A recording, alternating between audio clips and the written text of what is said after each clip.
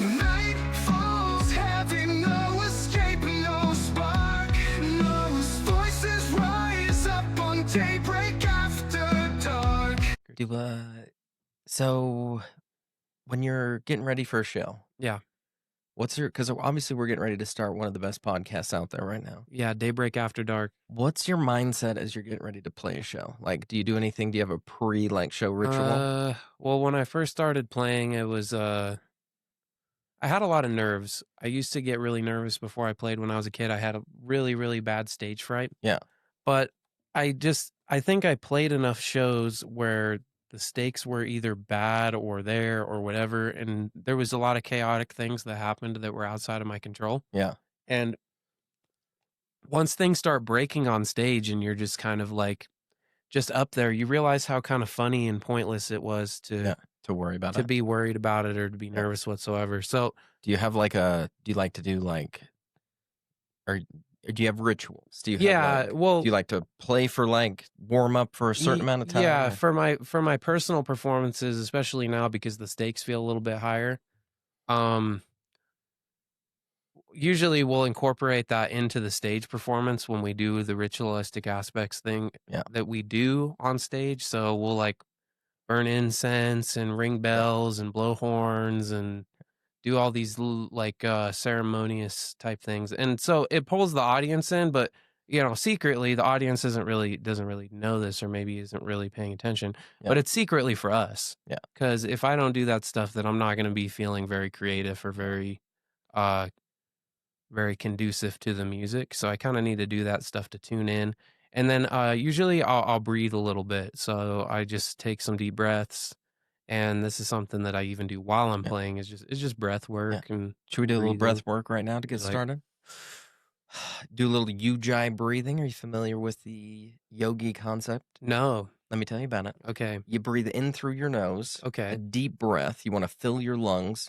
You want to let the air all the way out. And you almost want to constrict your stomach so it feels like you're pressing your diaphragm. Okay. Let all the air out, push it out, really breathe out heavy. Yeah. And then a deep breath in through your nose. Yeah. Okay. Ready for this? Okay, here we go. So, deep breath in through your nose. And then just let it all out. Really press it out. Oh yeah, get it all out.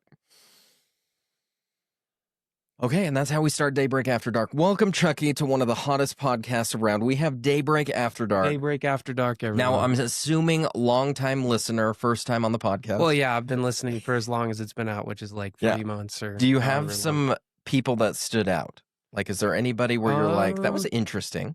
Well, I've really loved what Andy has been doing in kind of the direction that he's been taking. Really, that side of the show is really intriguing to you. That guy's just got a great sense of humor, man. He's really on to something with the Coast to Coast, right? Yeah, the Coast to Coast has been hilarious. And I hear you were supposed to be on that, actually, and then there was a scheduling conflict. Well, clearly I got shafted because we're here instead of there. So Chuckie had to be here with us at Daybreak After Dark. Coast to Coast was his first preference. Yeah, that was my first choice, but we'll make do.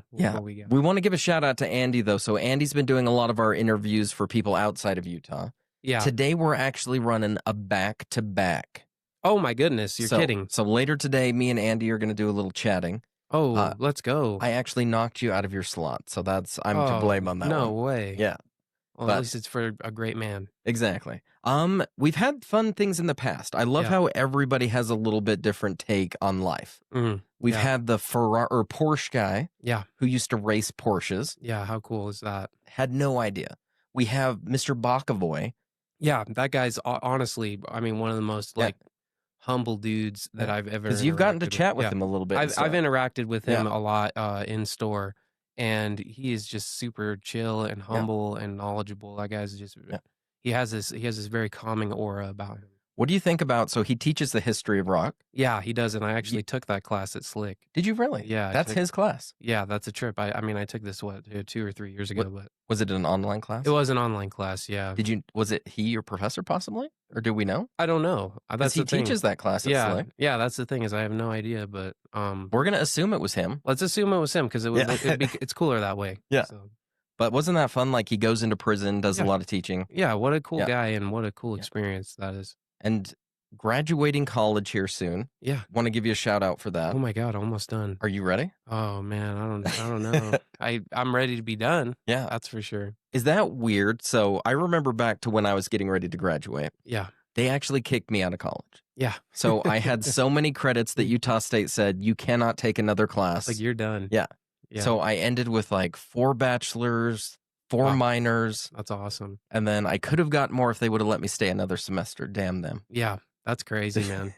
Yeah, I've really enjoyed the college experience. Yeah. What are you graduating in again? I'm sociology. Okay. Graduating in sociology. Kind of my intentions when I started going to school were to get into some kind of career field where I can help people and give back to the community. Okay. Yeah. What led to that, do you think? Just life? I think generally speaking, just kind of my personal circumstances and upbringing. I had a bit of a tumultuous childhood, and being surrounded by and myself being somebody who struggled with a lot of issues within and without, it just seemed like the right fit. You wanted to give back. And Absolutely, yeah. that's respect on that. And just change some lives for other folks, or be a positive influence so that other folks can maybe not go through some of the things I went through, or go through them with more support. I love that. Yeah. So those classes, as you took them, did you have that same level of you're like, ooh, I really like, were you drawn to that after the classes too? Yeah, I would say that I'm drawn to certain aspects of the concepts that are being elaborated on. So there's this thing that's like sociological imagination, and kind of thinking about life in context of society, and why we do things in context. And I think that context is really important. And I agree 100%. One of the things that I feel like if everybody did this, society would be so much better, is trying to put yourself in other people's places. Yeah. And I feel like that kind of encapsulates what that is, of like, you have to like be like, I grew up a different way than you did. Right. And because of my experiences, I see the world differently. Right. And in order for me to understand you, I got to put myself in Chuckie's place and be like, what was life like for you? Right. And I'm kind of excited to have you here today on the podcast. We get to explore what it is that makes you tick. Yeah, that's it, right? And like we can talk back and forth and kind of get an idea. And I've known you for a few years. I have to say, from what I've seen so far, I'm a fan. Fan of Chuckie so far. Give it a few more years, I feel like even better. But one thing I just want to start off by saying is I've met a lot of people in life. One of the things I love is getting to know people, meeting people. And this is going to hopefully not embarrass him too much, but Chuckie is one of those people you meet in life, and it leaves an impression on you. Oh, wow. And this, maybe I'm talking a little bit more to the viewer. You're just going to have to sit there and take it for a second. But Chuckie is like an onion. He'll make you cry with his music. It's so good. I got to go to a few concerts. We're going to talk a little bit more about his performing too. Talented musician. In addition to that, personality-wise, that onion analogy is coming into play again. Layered. Like, one thing I love is that the more you get to know this guy, the more you realize there's such depth there. Like, 3 years in, and I still feel like I'm like scratching the surface of what it is to be you. And I'm so grateful to be your friend and to get to work with you for a little bit. The past couple years, it's kind of been off and on. Chuckie's helped out at some yard sales, some events. Yeah, definitely. But it's been so much fun, the chance that I've had to get to know you. And then starting this December, Chuckie's going to be coming out to us full time for a bit. Yeah. First of all, I just kind of want to address all of that gratitude, all of the flattery. I mean, likewise, it has been a genuine pleasure to, kind of hold on to and manifest this friendship and this, this relationship that we've created through records, and that all of us have created through records, and kind of through what Daybreak Records has accomplished. I never really thought I'd be in this position to, even be sitting in this chair and hearing these things about myself. So yeah, that just fills me with a lot of humility and a lot of gratitude. I'm really excited to come in and kind of get to know you all in that same way, and build a relationship through music, because I think that there's something fundamental about music and our interest in music, and it's such an incredible and beautiful thing that we can bond through that, and I Hasn't it can be been in this position. hasn't it been interesting? Like with our group, there's a lot of diverse people. Mm, We've talked about just the people on the podcast, yeah. all of them so different. Oh yeah, But it's then incredible. but then you have things like the people in the group where they live such different lives. They have different Yeah. musical tastes, and yet somehow as a community, we've all come together and it's become friends. It's become this weird record family that we've had. Yeah, there's this sense of unity that's in music. I Yeah. felt it when I was younger. When I first started going to concerts, I felt this because I felt very alienated as a kid. And there's this certain unity that you get when everybody's listening to that song and sharing a similar experience. It transcends words, personal circumstances, a lot of barriers. And it's kind of funny. This is going off of that going to concerts, but it's Yeah. similar. Is this idea of like silent discos? Have you been to a silent disco before? No, I've never been to a silent disco. You need to, because I feel like That you're going to sounds fun. see this even more. Yeah. So imagine this: you're in a crowd of people, Yeah. all ages, walks of life. Yeah. Everybody has headphones on. Yeah. Each headphone has a color based off of what they're listening to. Oh, how fun. Then you have like 3 DJs up front, Yeah. and each of their stations is kind of color coordinated to the headphones. Oh my God, that's so funny. And you look out in the audience and you got people listening to that green station and it's hip hop and they're just like getting crunk, right? Yeah. You know what I mean? Yeah. And then you have the guy next to him with a blue headphone on. He's listening to some heavy metal. Yeah. Then next to him, you have somebody listening to more like indie. How fun. And then Yeah. everybody's like coexisting, they're interacting. Yeah. But you look across and see that other guy with the green headphone and you just give him a little head nod like, we're listening to the same thing and feeling that same We're thing. the green guys. Yeah. We're the green guys today. But yet we're still in the room with other people listening to other types of music. Yeah. And for me, the first time I went, it was just this interesting, like, here all 3 different genres are present. Yeah. Everybody's interacting, having a good time. Mhm. You're feeling a connection with the people of your same color. Right. Yet there's also other people in the room that you're like, this is fun. I get to be around all these people. Yeah, man. It really does. And then it allows you to kind of like see these varying perspectives as well on music. And Yeah. And dance moves. yeah, no The dance kidding. moves No are very kidding. different. The conduct has got to Yeah. be, I mean, if you don't have those headphones on, Yeah. you're in for a show. It sounds like Sounds like we need to throw the Daybreak Silent Disco. Oh my goodness. If you guys like this idea in the comments, hit it up. Chucky will be the lead silent disco organizer. Well, we got to get McQuiston on DJ. We got to get McQuiston on DJ. How about those tracks? Guaranteed. Yeah. So talking about, let's start there. Yeah. I feel like we'll mix it up a little bit. Let's start concert talk. Sure. Yeah. So going to concerts, what has that meant to you? You've hinted at it at a young age that made you Yeah. feel connected. Yeah, I think going to concerts for me especially as a youth, an isolated youth, was incredibly important because it kind of taught me community. It taught me friendship. It taught me community. It taught me all of these different social barriers that existed early on in my life. When the song is playing and everybody's just enjoying it in their own way, and it's truly an incredible thing. And What was the first concert that made you feel that sense of community? oh man, it was actually, ironically, it was Metallica. I saw Metallica at Delta Center now. It wasn't Yeah. Delta Center at the time. It's always been the Delta Center. Yeah, for a long time, and then it was Energy Solutions. And Blah, this and blah, that. blah. Back Yeah. to the Delta Center. So we're back at the Delta Center. It was on their Worldwired tour, I think it was. It was Mhm. when they were touring Hardwired, which was that album they dropped an album or 2 ago. Yeah. And I think they were playing. It was like Fight Fire with Fire or something, and somebody pushed me into the mosh pit, and it changed my life. I kind of a surreal moment. I get a little emotional just thinking about it. Yeah, tell me about it. What was the thoughts going through your head when it happened?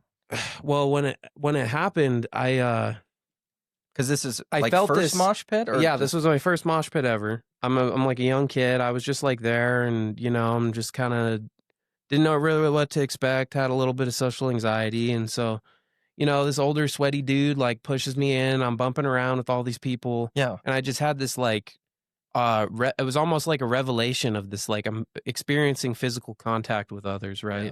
And it being so like neutral and positive, and you're not real. There's no real expectations. You're just kind of just bumping around and Yeah. just vibing and enjoying the music.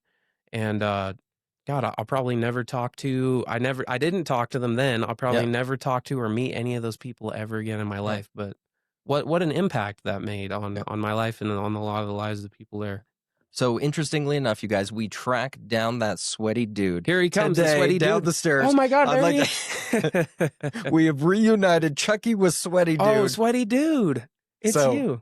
No, but that's cool though, because like music has that effect. It does. Like everybody is almost on the same like wavelength. Like everybody's energy when it hits this certain like frequency. Yeah. There's almost this like community and this like energy that everybody's on the same level with. Yeah, it's like a oneness. It's a unity of thought and spirit. It's not every concert either. No. Yeah, like sometimes the Goo Goo Dolls can get me there, but other times you just need a little something else. And and it's also different for different people, right? Yeah. Because there's folks who want to go to the show and they want to get rowdy and stage dive and crowd surf and everything. And then there's folks who just want to sit and listen and just kind of take it all in and be immersed. And I think understanding and appreciating those different experiences is important. Let's talk concert etiquette, because I feel like this is very interesting. You've been to a lot of concerts. Oh yeah, dude, countless. I've had some moments where like concert etiquette may have been breached, and it changes the concert for you. Yes, it absolutely does. But let's talk for you, because metal is a very like important part of your life. Yeah, absolutely. I'd say those are the shows that I go to more than. What are some etiquette things that stand out to you when it comes to concerts, participating, especially in maybe a little bit rougher concert when it comes to things? Well, the interesting thing about crowd etiquette is that it kind of varies depending on the subculture or the genre that you're listening to. Yeah. I think that like at certain shows, like if you go to like say like a thrash metal show or like death metal show or something like that, there'll be like a large circle pit, which is like folks that are like running around in circles, pushing each other. Yeah. But then you go to like a hardcore show or deathcore show or something like that, and people are throwing kicks, throwing hands, they're punching and kicking, and and if you were to do either of those things in the opposite setting, you would be met with some serious backlash. I don't think that would go over very well with the folks that are in attendance. So you have to kind of be aware of where you're at, who you're with, and what is expected of you, and it's interesting because sometimes those things will fly, and sometimes people give you pass, and other times people are really, really upset, and you kind of have to go with it. So does it take it even further? Like say you get into like a subgenre. Yeah.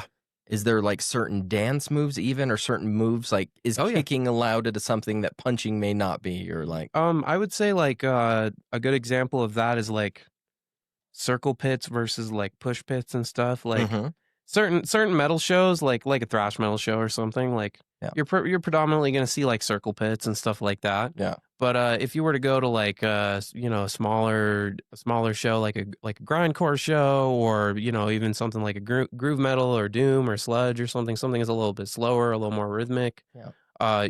You'd see a lot more pushing and people kind of directing their energy more towards one another. Hardcore shows and deathcore shows, that's going to be a lot of punching and kicking.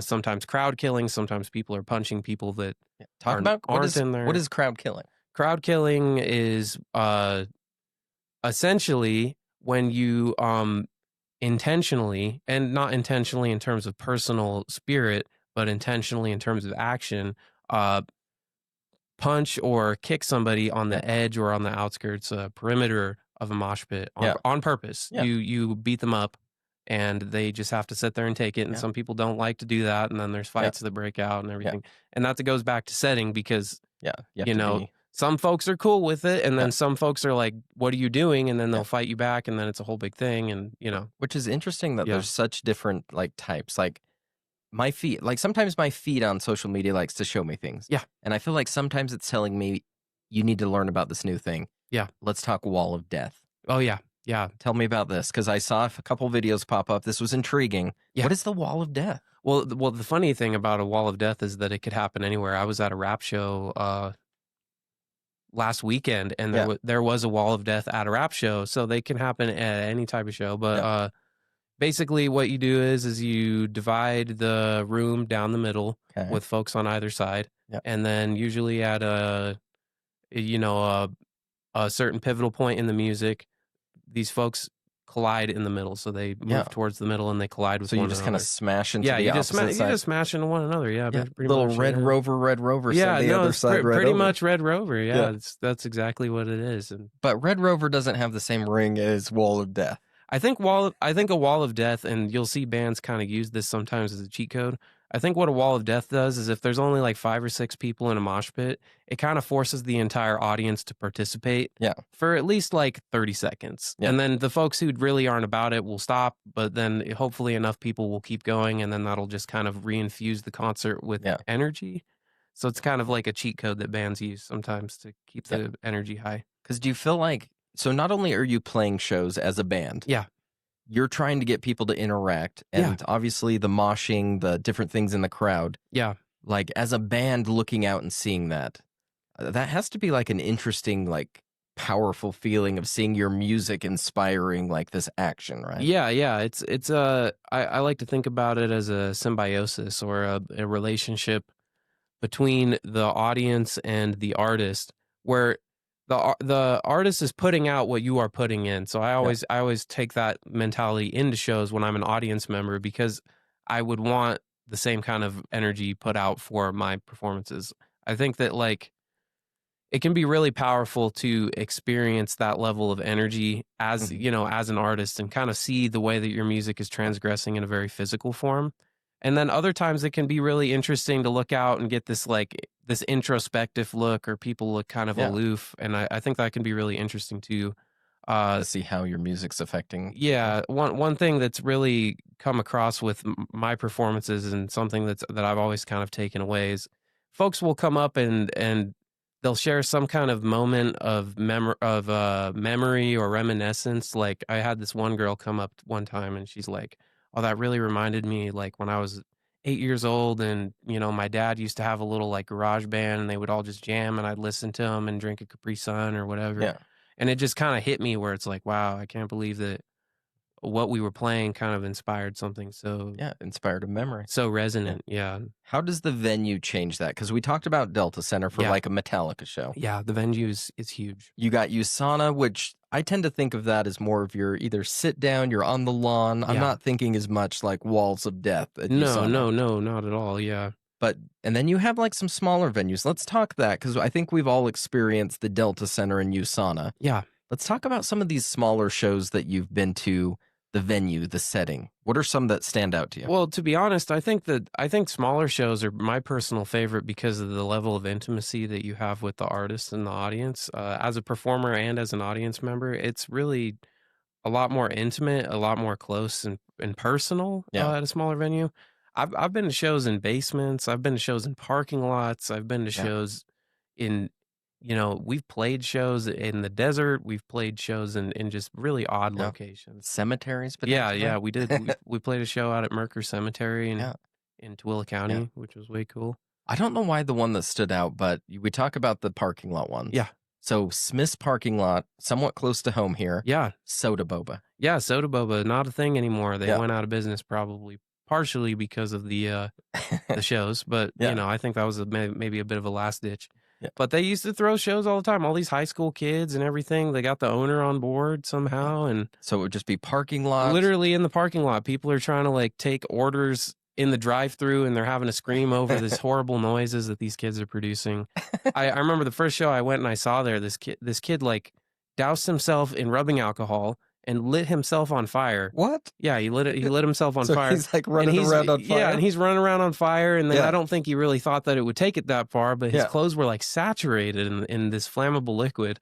And he had to like strip, but not naked, but basically butt naked to get out of these, highly flammable clothes. And oh man, I looked behind me and I looked at the owner's face, and I could just see the horror on her face. This is like, she was like this older lady, who was down for the community, but maybe just wasn't really realizing what she was getting herself into. I mean, lighting yourself on fire is next level. Oh for my goodness. This kid, he really went for it. Which you got to give him credit, because I feel like he thought through the light myself on fire. Yeah. Didn't think through the how do I get it out. He had like a water bottle. Like that was the safety plan. Is okay, I'm going to give somebody a bottle of smart water. He's just going to douse himself a little bit. Yeah, no kidding. I'm like, oh wow, dude. Yeah. Damn. Strip butt naked. Kept playing though. Yeah. But here's the thing. he's going to be like infamous. He's memorialized. He has another band now. He's doing great. Yeah. And now that we put this on a podcast for years, he's going to be the kid at Soda Boba who lit himself on fire. Yeah, man. Had to get buck naked to turn that off. His name is Trevor. There we go. Trevor. Shout out to Trevor. His name is Trevor. Way to light yourself on fire, you crazy son of a gun. There you go. Okay. So going to concerts is fun. Yeah. But let's talk about playing concerts, because this is a side of you. Yeah. You've been in bands, multiple, like dozens of bands. Yeah, I've been around the block. You've done your own projects. You've worked with others. You've kind of been like a session musician, if you will, with certain bands too. Mm-hmm. Talk about playing music and how that's affected you. Well, I've been playing music since I was like 9 years old. I'm 26 now, so you can kind of do the math on that. I've been playing music since. You look like you're 24, so you're whatever. My goodness. How flattering! It must be because I shaved recently. Oh my goodness. Yeah, I've been playing for like 17 years. I've been playing for a long, long time. Yeah, music for me has been probably everything in my entire life. I mean, all my friends, all my relationships, all my passions. Everything that my life has ultimately become wouldn't be the same or maybe even exist without music. Which is interesting that a lot of people in your life, like friends, even who you date, it's all of them. Is connected. No, it's all connected. It's kind of weird how, I mean, with the exception of my parents, and even through my parents, I've even connected with music with them. With the exception of my immediate family, I think all the people in my life are connected to music. Yeah. Yeah. So, for me, so playing is a big part. Yeah. Let's talk instruments. What do we got? What can you play? Yeah, I play bass. I play bass in the project that, I'm currently investing most of my time into. Mm-hmm. But I can play all stringed instruments, I'll play guitar, I'll play banjo, I'll play, guitar adjacent stringed instruments are probably the easiest. I'm not so good at drums, but I like hand drums and stuff too. I feel like the hand percussion can be really fun to mess around with. Okay. Have you dabbled with actual drums, like full on? Yeah, I can play rudimentary drums, but for me the issue is hand-eye foot coordination. Yeah, those feet get you. I think getting all of my appendages to do different things simultaneously is really difficult. Yeah. So latest project, you're playing the bass. Yeah. Tell the good people out here, what is this project? Tell the name. Oh yeah, well, we're a two-piece kind of experimental, I guess you could say extreme metal group called Room, Room. It's kind of hard to describe or to pinpoint exactly what the sound is. I almost like people to hear it and then draw their own conclusions. Which I have to say, because I can maybe add some input to this. Yeah. So I'd heard Chuckie talk about his band. Like, I finally one day was like, I want to go experience it and like see for myself, right? Yeah, which is a blast, yeah. And so went there. We had like, what was it, some gothic band after you? Yeah, it was like a doom act out of Vancouver, I think, yeah. But to start the show, and I have to say the first act, definitely the best, in my opinion. I hope so. But so to see Chuckie and Josh up there, like, actually it was different than I thought it was going to be. There was actually like, I don't know, it like drew you in. Yeah. And I didn't realize the level of that, because sometimes when you think metal or more the extreme metal, you're picturing this just like going wild and you're just like, but you guys had this, like, you almost built this feeling. Yeah. And I love that there was more to it. Like the music was complex. And then when there were these heavy moments, you'd kind of build that up to the point where then it made sense, if that.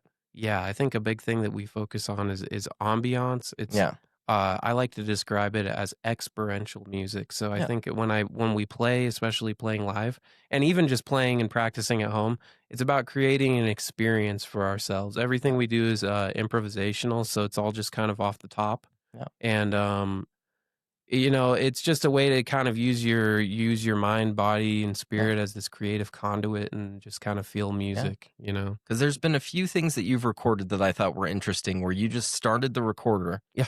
And then you guys are just playing and almost just like seeing what happens. And that is the whole project. Yeah. We just recently released an album at the end of September. Mm-hmm. The album was about 6 or 7 hours boiled down to 2 of just jam sessions. Yeah. And, polished up jam sessions, basically just throwing things at the wall and seeing what sticks. That's really cool. Yeah. So if our listeners out there who are intrigued. Yeah. Let's talk how we find you. So Instagram, what's your Instagram? So on Instagram, we're RQQM_band. Okay. We're also on Spotify, Apple Music, YouTube, everything. It's just Room. Our most recent album is 7 Pillars, so it's Okay. just 7 the number and then pillars. Really proud of how that came out. It came out really cool. We also have physical release, CD, everything like that too. And the awesome thing is too, so as you guys know, social media is huge for bands. Yeah. And so if you guys go, we'll actually post the link down below.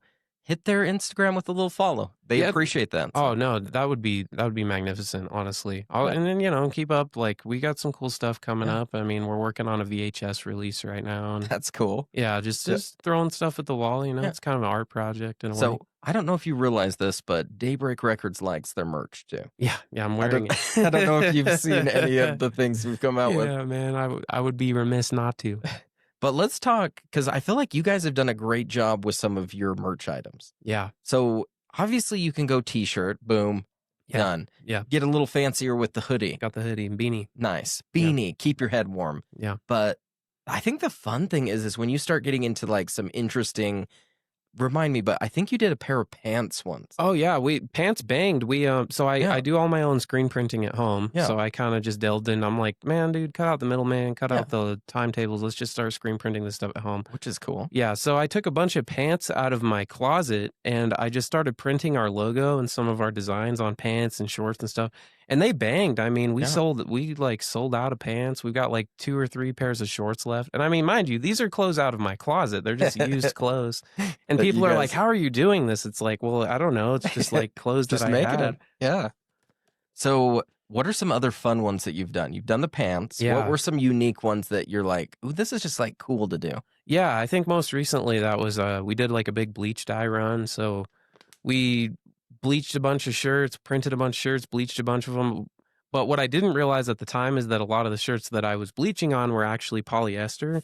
So polyester, if you didn't know, and you probably do, is not bleach reactive. So once I figured that out, we like spent 3 hours dousing these things in bleach. I almost created a bleach bomb trying to heighten the concentration of the bleach. I threw bleach pellets into a squirt bottle, and it just started like expanding. And I'm just looking at Josh, and I'm like, "Oh, this is so cool! What's happening?" And it like it almost exploded. Like I had to like let the air off it. It like created like mustard gas. But you were trying to create this concentrated bleach. Yeah, just because the polyester doesn't burn. And so what I ended up doing with them anyways, I just kind of doused them in alcohol and lit them on fire. Hell yeah. And they came out super cool. We still have you just one got left. Charred shirts? Or Yeah, charred yeah, pants? they're just pretty much, yeah. They came out super cool. I remember this some girl bought one of them. So we still have one of them. There's how they're, that's been a really surreal experience too, is actually seeing the merch in public. Now, and that's happened, yeah. Could we steal that idea of lighting some stuff on fire? Oh, yeah. I love fire. I don't know if you know this about me. Yeah, that secret fact, guys. Accidentally almost burnt down a lot of stuff growing up. So, sorry, Grandma. I didn't mean to bring the flaming broom into the house, but it looks super cool.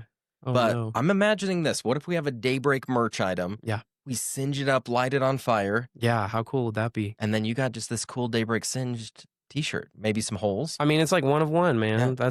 That would be so cool, dude. Yeah. Okay, so maybe now that you're on the team, you can help us take our merch to the next level. Yeah, I was actually thinking about that this morning, actually. I was thinking about how it would be fun to contribute to the overall aesthetics of what we do and, make some fun art. I love it. So you've heard it here first. Chuckie's going to help with maybe January, February. Let's get a Chuckie approved item. Let's drop it, man. Let's do make it. Something cool, yeah. So be on the lookout for that. So going to concerts is fun. We got Soda Boba. We got basements. A lot of good times there. Yeah. Playing music, going to shows has been a big part of your life. Yeah, absolutely. And now records seems to be a direction that we're going to go for a little bit. So talk about records specifically. What got you into that? What's the appeal? How did that start for you? Well, I've been working with vinyl for a long time. I've sold extensively on Discogs. I've been pricing out my own stuff, and even buying collections here and there. Yeah. Grading stuff. I've been around the block probably for like, I don't know, 3 years now. I've been doing that pretty consistently. And records for me just kind of like takes your passion for music in a fun direction, right? Like getting to own these things, this physical media that represents something that's so important to you and important to me. Music is really important to me. And as a physical media, Mm. because we're maybe a generation off. Yeah. But talk about your generation in regards to like streaming online things versus that physical tangible. Do you feel a shift among kids your I age? think kids my age and younger are looking at this, even like vinyl, tape, CDs, physical media, and it's seeing this major resurgence because I think everybody's kind of burnt out with the streaming model. I think it's just kind of like people want to own music. They want to put something on their shelf. They want to put something on their players. They want to put something in their car. And like it's just this like I said, it's like this physical manifestation of something you enjoy. And I've it's actually been incredible to see the way that vinyl has come back in the past few years. It's almost surreal to be in the shop working and to have a kid maybe 15 to 18 come in and be like, "Do you have any tapes?" Man, that's a trip. And you're just like, yeah, go check it out. And they like look and they're like, "Oh my gosh, you got Judas Priest?" Yeah, Or what a they'll trip. like the fact that they have tapes and then this one kid had a Walkman on him, Wow. pops it open, puts the cassette in, and immediately started listening. And you could just see this like reaction to him, and he's just like jamming out to his Walkman. Wow, what a cool experience that is, dude. Yeah. That's got to be a blast from the past. Or another kid came in and said he was so excited and said, "I just bought a car that has a tape deck in it." How funny, yeah. And that's probably a beater car, man, if you think about it. Like, goodness. Which I remember, like kids who got the whole like touch screen. Yeah. Like that was such a huge thing. It's like you just touch it and like change the song. Oh yeah, dude. And now kids are moving in the opposite direction. Who would have thought? How cool is that you actually get to put a tape in your car? Wow, Like, you got to flip it over too. Yeah. Oh, that's awesome. Rewind it. Yeah. That's so cool. You get to rewind stuff. Oh, so you're telling me you could scratch this record and it won't play right? That's I awesome. love that. Yeah. Like, goodness, man, that's crazy. So that's been a lot of fun to see that. So it sounds like, and this is one thing I'm excited about having Chuckie on the team. He knows his stuff. Yeah. Like here, I've been doing this for a little while. I've been collecting for 20 plus years, selling for about 13, and then more specifically doing the online stuff for like 5. Yeah. But having interacted with Chuckie, talked with Chuckie, he knows his stuff. Grading. Let's talk gold mine. You know it. Oh my goodness, yeah. Yeah. Well, that's a thing that I just want to make sure that other people know too, because like when I first got into records, I mean, grading went kind of over my head. I didn't really know VG plus, strong, even this strong VG thing that we have. Supposedly, right? that's People unique to Daybreak maybe would Records. riot in the streets on Discogs if they heard about strong VG, but I like it. Yeah, I like it too. It's like that nice half step in between. Yeah, and it makes sense because if you've seen enough VG or enough VG plus, you know that there's a difference. Yeah, and there's a that range. difference is strong. Yeah. So when you see something, let's talk real quick. Like you're looking at a record for the first time. Yeah. Maybe you just bought a box of records off of KSL. Yeah. What's your first thought? You're flipping through. Walk me through your process. Well, if I'm flipping through a box of records, the first thing that I need is a strong light. And you'll know if you've come into the store that like having a strong white light makes all the difference when you're looking at these Such a good things. point on that. Yeah. So try to get as strong of a light on these things as you can. And first and foremost, I'm looking at the cover. You're looking for like corner wear, edge wear, discoloration, seam splits, creases. Creases are sneaky. Sometimes those creases will really sneak up on you. Yeah. Do you have hard things that change your grading? Like if it has it goes to this? Definitely. I would say things like deep creases or 6-inch, 3-inch crease, something like that. That'll really knock it. If there's like writing on the record, and God, we all hate people who do that, right? Like Sharpie. Johnny, why did you write your name across the front cover? Johnny, you ended up losing the record anyway, Johnny. Yeah. It's in my hands right now. Son of a bitch. Like, God dang, dude. So, the writing, stuff like that, that'll really knock it. So cover, are you a little bit more lenient with covers like me? Like, if it has a little wear, it's okay. Yeah, for my personal collection especially, I'm not really super pressed about like cover condition as long as it's not totally gnawed on or wrecked or just deeply creased or anything like that. Are you a shrinking hype man? Oh, like, is that exciting to you to see that? It definitely is. I think the fun thing about like hype stickers especially is it kind of gives you this like glimpse into the past in a weird way. Like you're seeing this like promo of this album. And you guys will probably pull out enough inserts in your time to see like fun little like flyers and mail-ins and stuff like that. How cool is that stuff? Or one of my favorites has always been the Alice Cooper $1 Billion Babies. Yeah. Like to pull out that giant $1 billion bill. Yeah, dude. What a cool thing that is. And like there's so many albums like that have those like cool little features like the Jethro Tull stand-up and the pop-up cover and like Alice Cooper, uh, one of the like inner sleeves Yeah. was actually made of panties. And so the record Wow. was in a panty How cool. in the sleeve, and there's only like a couple hundred in existence. There's no way. Yeah, yeah. a lot of those things just don't survive, man. It just got worn. You know, Yeah. people were People were just immediately putting like, them on, you know, Yeah. just had to try it on. So luckily, I actually have one in my collection. Yeah, and you haven't tried them on quite yet, apparently. Yeah, you know, But that's different. carefully. Yeah. After Dark. Welcome to Daybreak After Dark. Anyway, so Yeah. but yeah, so grading wise, Yeah. it's always good to go conservative too, wouldn't you agree? Yeah, no, I think that for me, it's like conservative grading is really important because you want folks to come in and feel like they're getting, you know, getting what they're paying for. I think like pulling that record out when you get home and realizing that it's scratched, or putting it on the player and getting a skip out of it is just, it's like your heart drops, man. You never want that stuff to happen. Yeah. And so when I'm like looking at things and grading them, like I want to make sure that people know that like what they're getting from me is like better than they expected. Exactly. That's kind of a cool feeling. Yeah. And Chuckie, you're starting what, like second week of December-ish? Yeah. Like the 16th, something like that? Yeah, I'll be starting full time. Yeah. So as you guys know, we had a recent expansion at the physical store. Yeah, how cool. And part of this was actually for you. Oh, that's incredible. Wow. Like we wanted a spot that Chuckie could come in and thrive. Yeah. And we created this whole grading area. He has this beautiful countertop. We're going to get him a light, a computer. Oh my God, pulling out all the stops. You're kidding. We're spoiling you. I'm the VIP. So listen, it's like when you're in the NBA. Yeah. To recruit the talent, you got to put forth the perks, you know? You come to a city, you hire the prostitutes to make them feel good. You know, that's what we got to do at Daybreak Records. So there'll be a knock at the door, Chuckie. These ladies that are going to be coming down some the stairs. special friends at Daybreak Records. Yeah. Special friends for Chuckie. Yeah. Shay, if you're watching, I'm so sorry. Yeah. But yeah, we want to pull out the stops. So we got a grading area for you. Yeah. When you guys bring your collections in, Chuckie knows his stuff. Yeah. And then we've been collaborating lately of like his standards might even be better than ours, which we already try and maintain this super high level of, like as an example, yard sale. That was maybe one of your first experiences with Daybreak Records, right? Yeah. And I think that one of the big things that kind of stood out to me with what we do and well, I guess what we do now and what you guys were doing then is like I'm taking these things home and they're in fantastic shape. Like I never bought a bad record from Daybreak Records, and I bought some bad records from some folks in my time. Yeah, you go to that yard sale thinking you're getting that gem, and suddenly you're like, yeah, you take it home and it's busted, and like what a feeling that is. So it was really cool to kind of come in and get some like coming in on the yard sale when I first started going like 2 or 3 years ago. I was getting some like screaming deals and like awesome records. Like it feels great, like to. Something that I think we take for granted sometimes, for sure.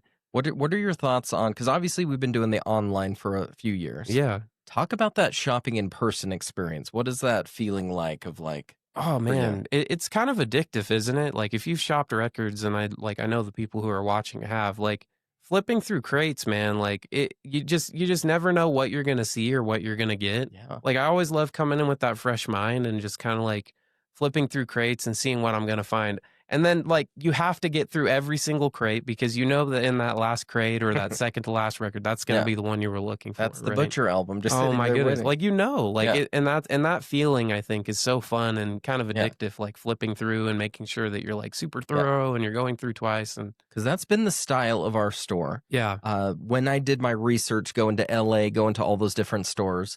I've always been like this, and I hoped people felt this way too. Yeah. Is I love that dig. It's like therapeutic. You're diving through records, especially when you're going through good stuff. Yeah. Going through junk's not as fun, but to be able to flip and know that the things you're looking at are in good condition, and at any moment a record could pop out that you're like, I didn't even know I needed that Chipmunk Christmas. Yeah. But now I do.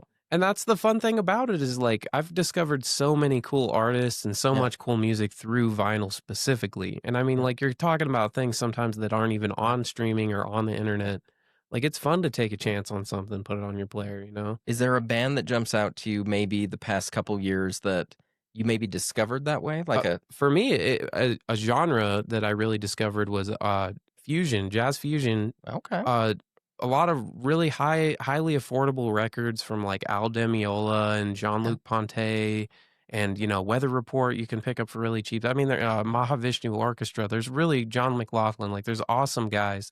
And these records are fairly cheap. Like they're pretty inexpensive. That's and true. they're You $8, you yeah, got a you're great paying record. $8 and you're like getting like fantastic music. So it really blew me away. That's actually a really good point. Like the price per gram, Yeah. we'll call it. Yeah, no, for real. Like some records super expensive. Like we've run across some psych rock records. Oh my goodness. And have we? Yeah. It's $1,000 for the record. That price per gram is through the roof. Yeah, it's incredible. You listen to it and you're like, I mean, it's interesting, but would I pay $1,000? No, certainly not. Yeah. Like it's really cool. And like the collector value sometimes transcends the music on the disc. Yeah. But like that's that's $1,000 records or something too. And they could be equally as impactful for you, you know? Do you know what we should do is in the store, we'll have a spot on the wall. Yeah. And it can be the Chuckie's price per gram section.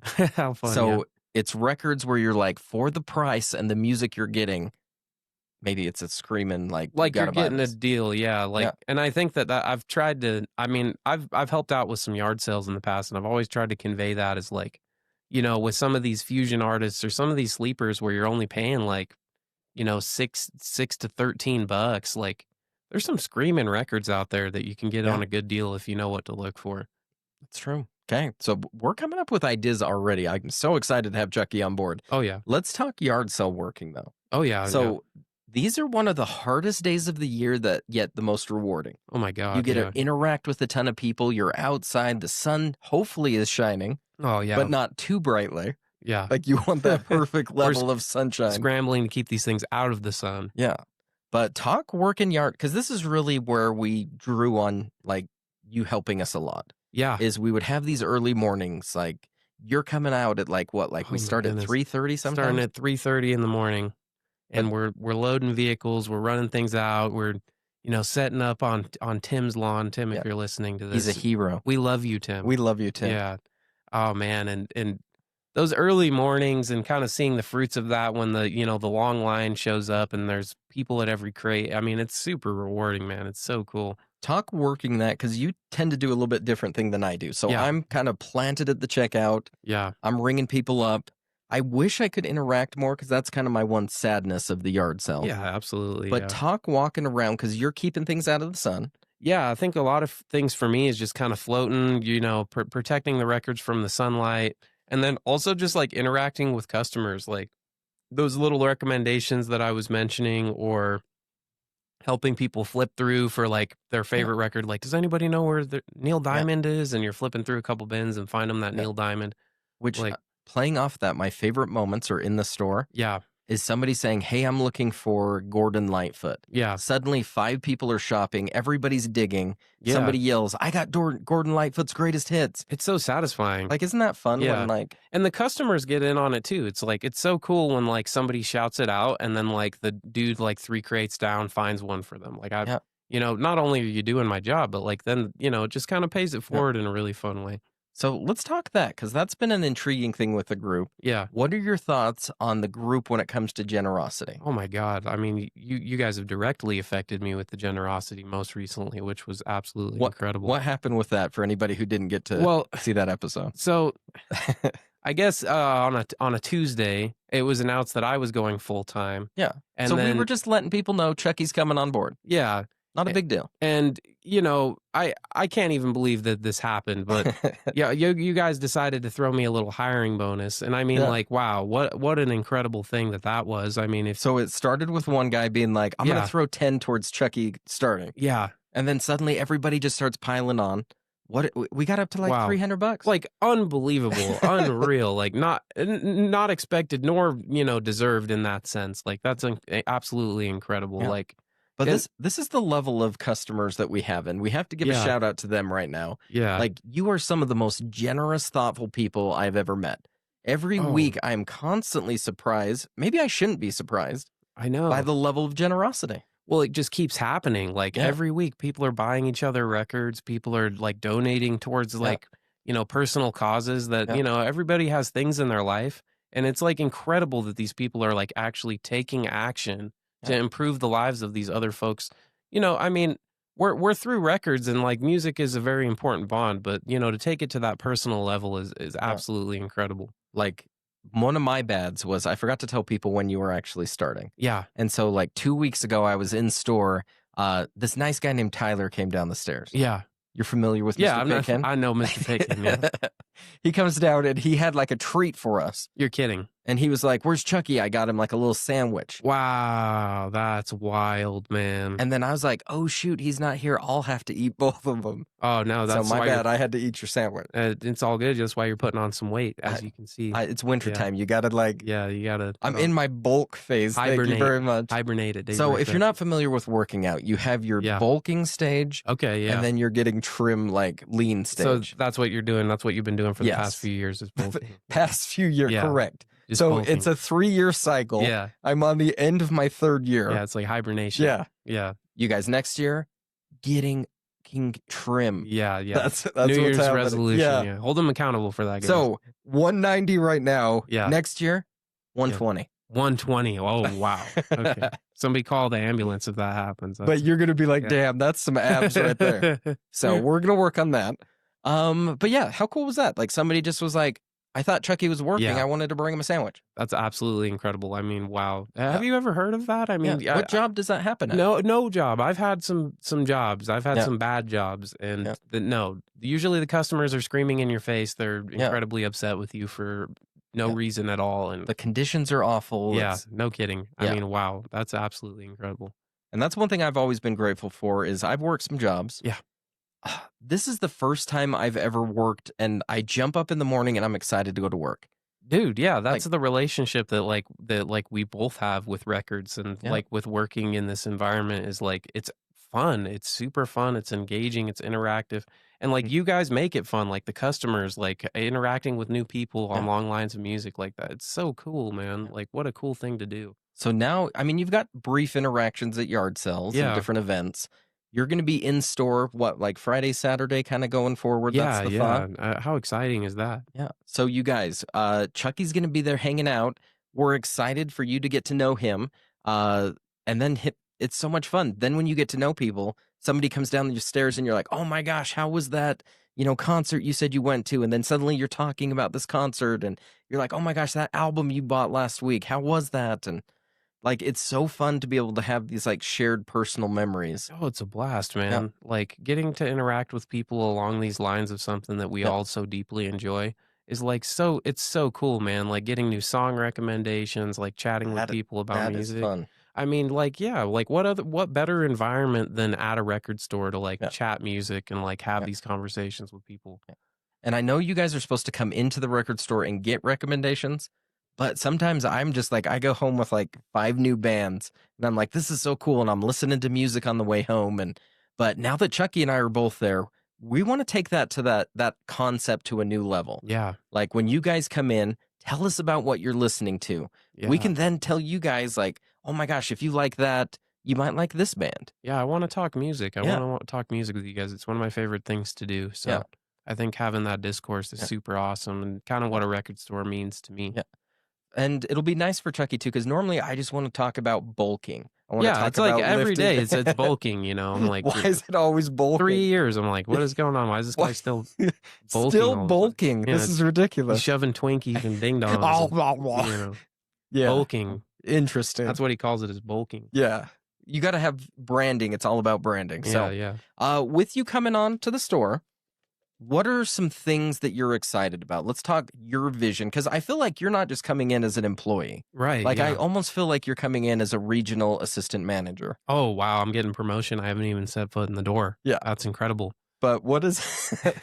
You're not just like this off the street, like I'm checking people out. I know a thing or two about records, as you guys have probably been made aware of. But talk to me. You're coming in. You want to make an immediate impact. What's Chuckie's vision for the store of like things that you're excited about to do, or things where you're like, I'd like to focus on this? I think for me, like coming into the store means that I want to like really put a high emphasis on like that community and like that music experience. I want to like chat about music with you guys. I want to like give out recommendations. I want to be putting records on the player.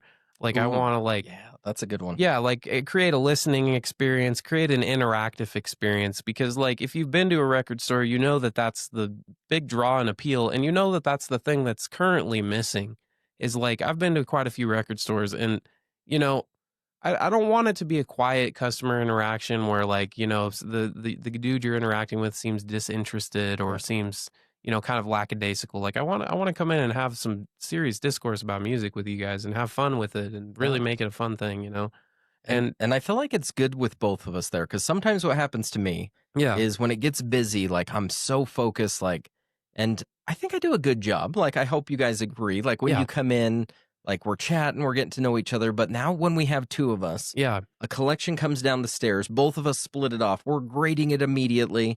Suddenly you get your price before you have to walk out the door. Yeah, we're getting things done. I think that that's a huge thing. Like if you guys have been in with collections or you guys do consignment, you know that like it takes some time to process these things. I mean, Dave like has to like get all these things graded, price. Sometimes it can take like, you know, a week or more to get like all those records out and going.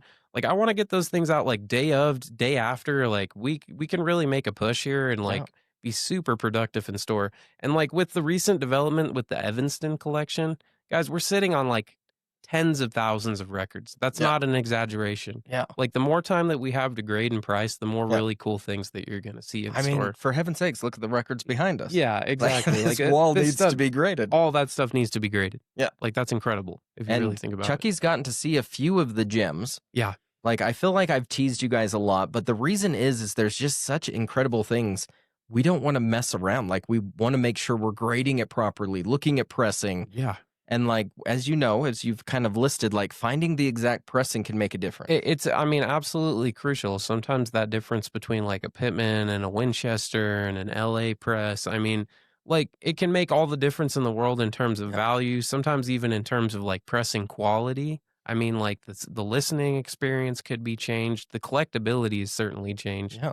And if you've been around the block on Discogs, you know that that's something you got to get right. Because, you know, people will get very upset with you very quickly if you get tell that them wrong. it's a Scranton pressing and it's a Jacksonville. You son of a bitch. Yeah. You send that back right now because that's not correct. No, it's seemingly arbitrary, but sometimes it's the difference between like a $20 record and like a $80, $100 record. It's true. I mean, it's incredible. Yeah. And I feel like getting that right is something that we try and do. Yeah. And I think we do a good job. With Chuckie on board, it's just going to take our grading, pricing, all of that to a new level. And then something, Chuckie, people don't realize about us, we actually have records on Discogs. Oh, yeah. I've actually, you know what? I think I might have seen you guys on Discogs a couple times. Yeah. So Daybreak Records, if you search for us, we'll have to like throw a link down below. Oh, how cool. Yeah. We haven't promoted this a lot, so some of you may not even realize we have Discogs. Yeah. We tend to put things that are a little more obscure, some things that are a little bit like, is anybody going to recognize this? But there, if you go through our Discogs, there is some cool records on there. Damn, now I want to do that. Let's do it. Yeah, that'll get be me your outta first here, task of the day. So, oh my goodness. But we'll throw a link down below, so go check it out. We do have some Discogs. As a little thank you to our loyal people, how about we do like 10% off if you buy it, not buy it off of Discogs, but if you see something, shoot us a message, say, hey, I saw you had a Jane's Addiction on there.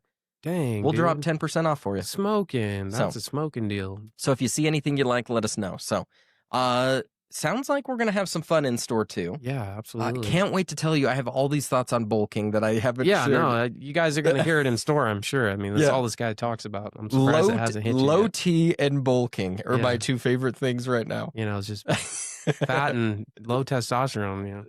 That's things that I'm about right now. Goodness gracious. So man. Somebody save this guy's hormones. The other thing that I feel like is a kind of a bonding thing, we'll kind of end with a couple of these fun things. Yeah. Let's do rapid fire interests. Yeah, interests. Okay. Okay, I'm going to throw some questions at you. Yeah. You just hit me with some rapid fire answers. Okay? Cool. Yeah, let's do it. Okay. So let's talk place that you want to go anywhere in the world. Where would you go? Sahara Desert. Favorite book of all time? War and Peace. Nice. I like that. Okay. If you could meet any famous person, who would it be? Oh man, that's a hard one. Non-musician. I'm going to go non-musician. A living or dead?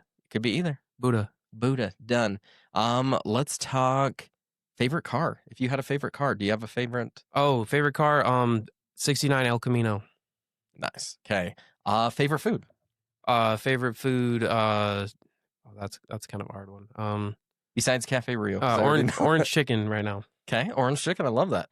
And then let's go with one more band that has just been like kind of on your mind right now? Whether it's you've been listening to him a lot, thinking about a band. John Coltrane.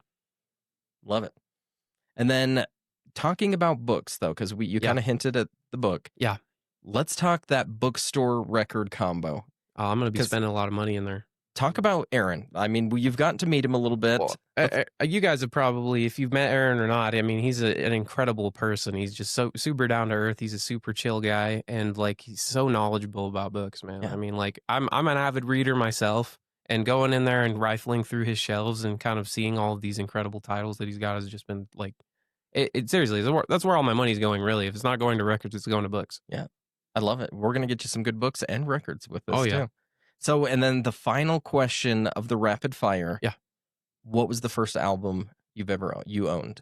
Record wise, it was Diary of a Madman picture disc.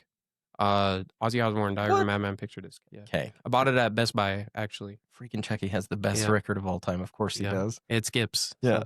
It skips. There you have it. You've heard it here first. Picture disc. Be careful. Out of the box. Yeah. So there you go. And then our final question that we like to ask is, we talk about music, we talk about life, all that fun stuff. Yeah. We've gotten to know you a little bit. Let's get a little deep. Yeah.